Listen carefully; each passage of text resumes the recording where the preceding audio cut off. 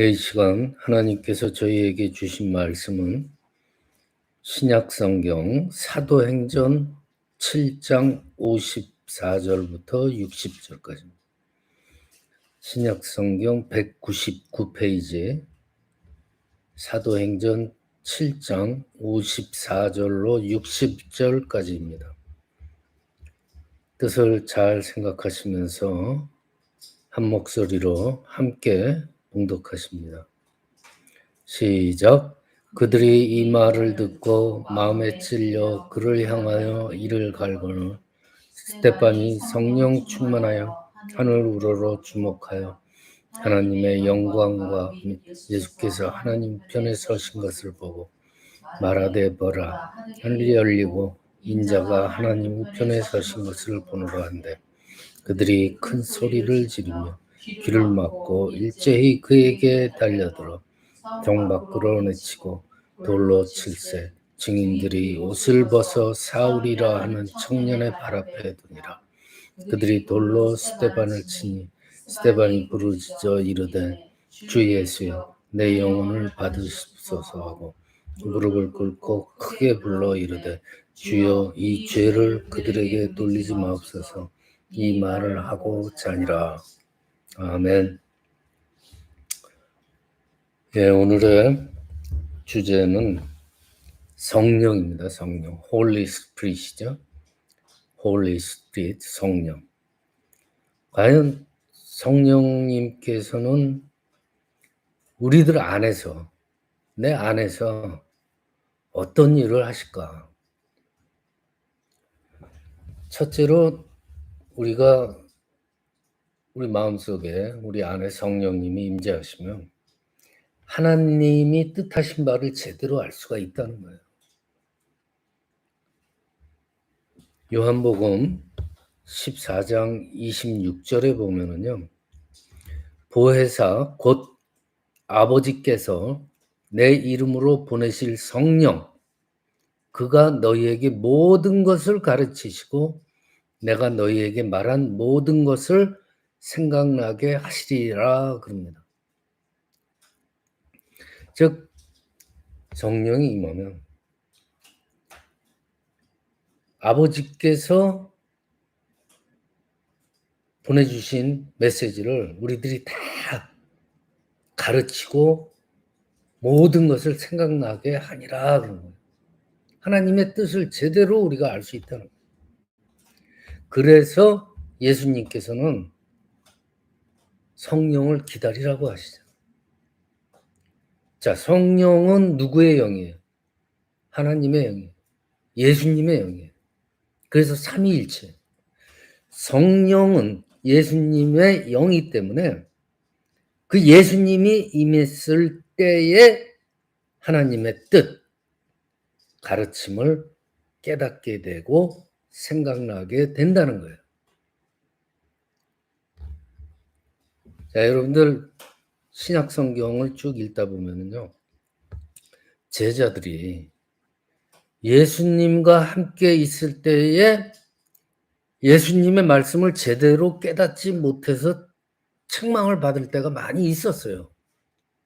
즉 주님의 뜻을 잘 간파하지 못해요. 그래가지고 예수님이 가끔 화내신 적이 있잖아요.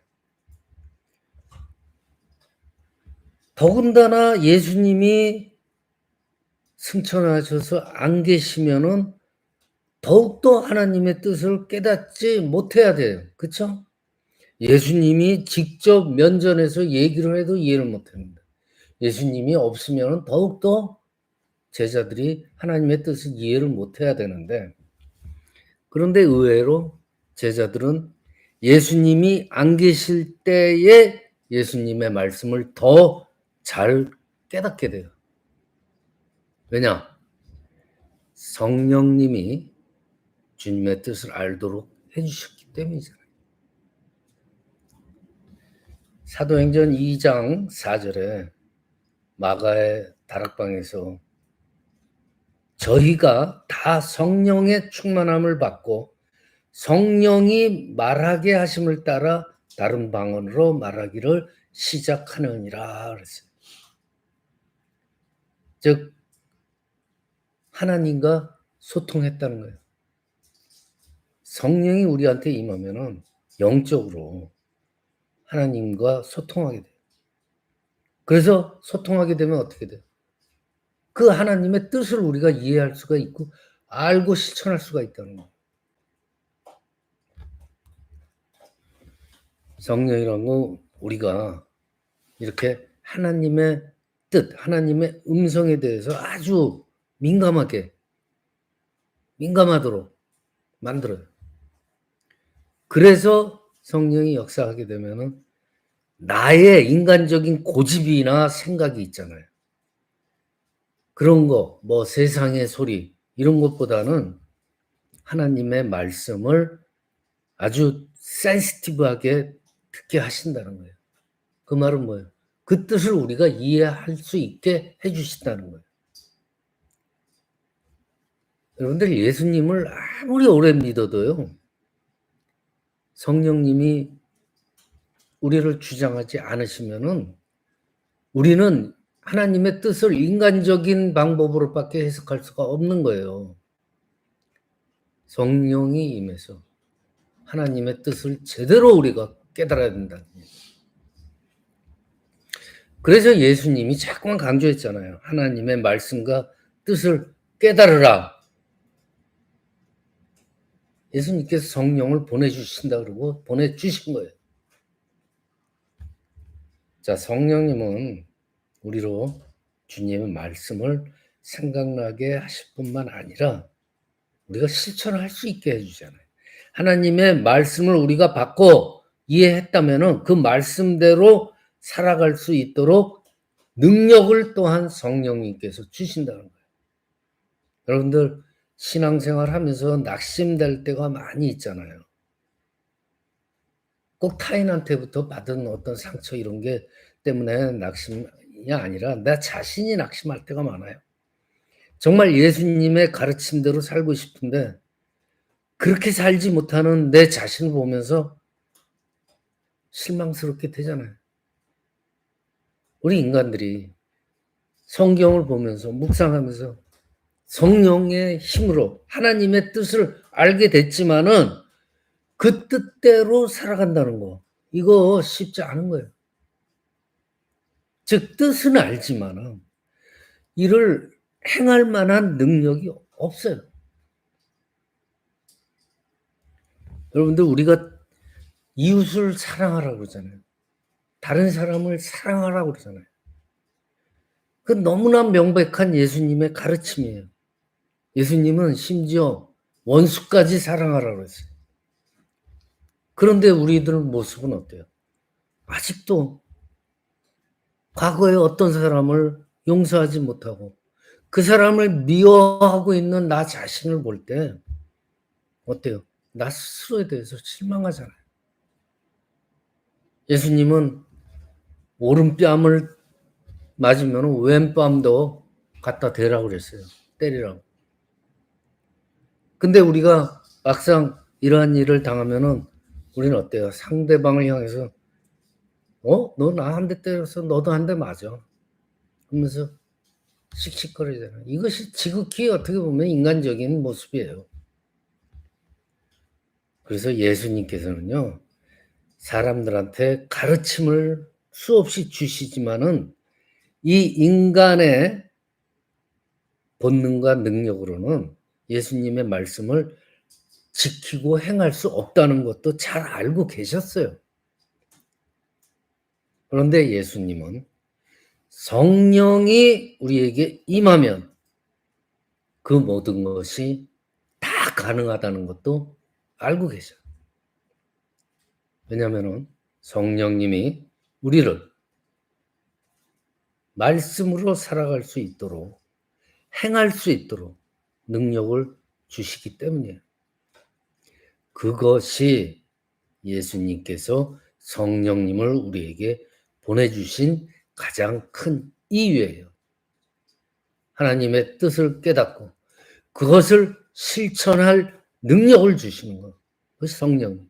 그래서 예수님께서 성령을 기다리라고. 오늘 본문의 전장에 사도행전 6장의 말씀을 보면은요.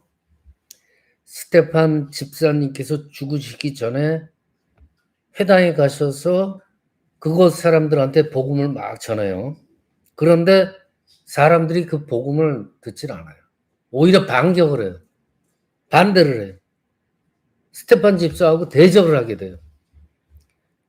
그렇지만 스테판의 그 성령이 주시는 그 지혜, 그 영적인 마인드를 그 군중들이 내지를 못해요. 스테판을 이겨내지를 못해요. 그래서 군중들이 어떻게 해요? 스테판을 잡아가지고 공회로 끌고 가버려요.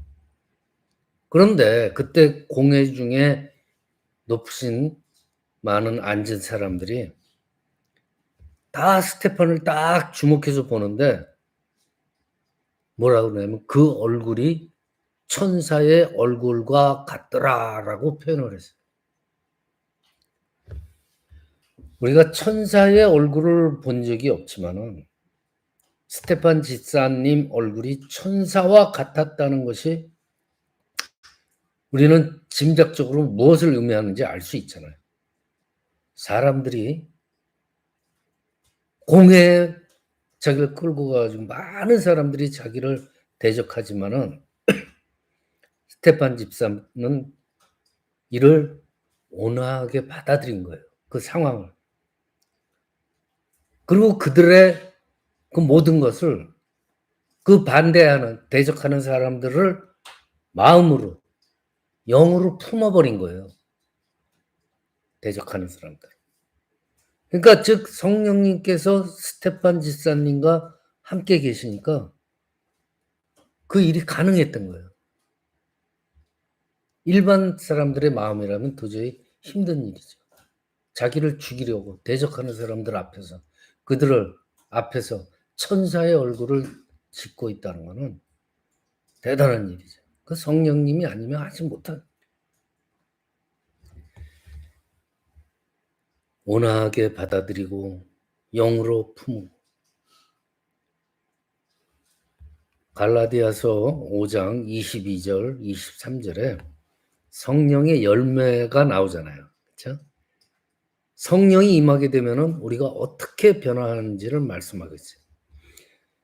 오직 성령의 열매는 사랑과 희락과 화평과 오래 참음과 자비와 양성과 충성과 온유와 절제라고 그랬어요.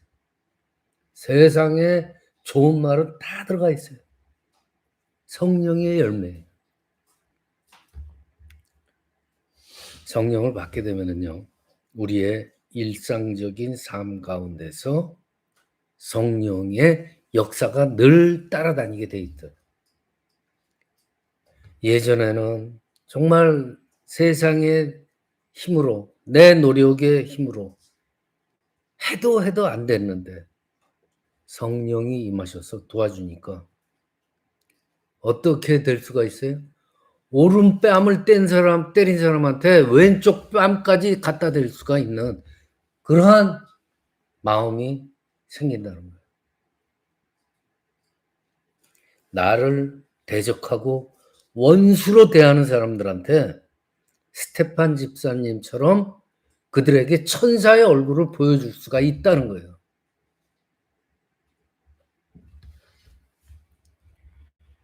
예수님은 제자들이 그들의 인간적인 노력과 힘으로는 예수님을 따라서 살아갈 수 없지만 성령님이 그들과 함께 할 때는 오히려 예수님보다도 더 큰 일을 할 수가 있다는 것을 너무나 잘 아셨어요.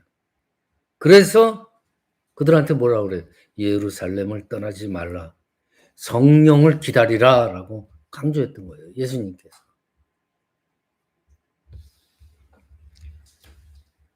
여러분들 그 제자들하고 우리하고 다른 게 있을까요? 없어요. 우리도 똑같은 예수님의 제자들입니다. 그들과 성경에 나오는 예수님의 제자들과 똑같은 존재들이 바로 우리예요. 정말 무식해서 무지해서 주님의 뜻을 제대로 알지 못하고 연약해서 정말 주님의 뜻을 알지만 제대로 할 수 없는 그런 존재들이 예수님의 제자들이었어요. 그래서 예수님께서 이를 잘 알기 때문에 성령을 받아라 라고 말씀하고 계시는 거예요. 저와 여러분한테도 제자들, 성경에 나온 예수님의 제자들과 같이 정말 그 오순절 다락방 사건이 있잖아요. 그 오순절 다락방에서 성령님을 기다리는 그러한 시간이 있어야 돼요. 맹목적으로 그냥 교회나 왔다 갔다 하고 성경책 들고 왔다 갔다 하고 아무 생각 없이 그런 신앙은요 아니에요. 예수님이 뭐 여기 페이지 채우기 위해서 성령 기다리라 수많은 근데 바이블에 적어놨겠어요? 아니에요. 진리예요, 진리. 성령을 기다리라. 예수님께서 강조했잖아요. 우리 삶이 아무리 바쁘고 분주하다 할더라도 성령을 구해야 돼요. 앉아서 성령을 구하는, 기다리는 시간이 꼭 필요합니다. 예수님이 그랬잖아요. 누가복음 11장 10절에 그러잖아요. 구하는 이마다 받을 것이요. 찾는 이는 찾아낼 것이요. 두드리는 자에게 열릴 것이라 그랬어요. 끊임없이 성령을 구하는 기도를 이런 일상을 통해서 매 순간마다 해야 된다. 그리고 우리가 구한다면은 답이 나왔잖아요. 누가복음 11장 13절에 뭐라고 했냐? 너희가 악할지라도 좋은 것을 자식에게 줄 알거든. 하물며 너희 하늘 아버지께서 구하는 자에게 성령을 주시지 않겠느냐 하시니라. 성경에 분명히 나와요. 누가복음 11장 13절에. 아버지께서 너희에게 성령을 주시지 않겠느냐. 당연히 주신다는 거예요. 막연한 게 아니에요. 여러분들 우리가 살아가면서 구해야 할 것들이 많이 있어요. 돈을 구하기 위해서 열심히 수고하고 어떤 사람들은 건강, 어떤 사람들은 그 행복이 뭔지는 모르지만 행복 그런 걸 막 구하잖아요. 그 모든 것들이 다 살아가면서 귀중해요.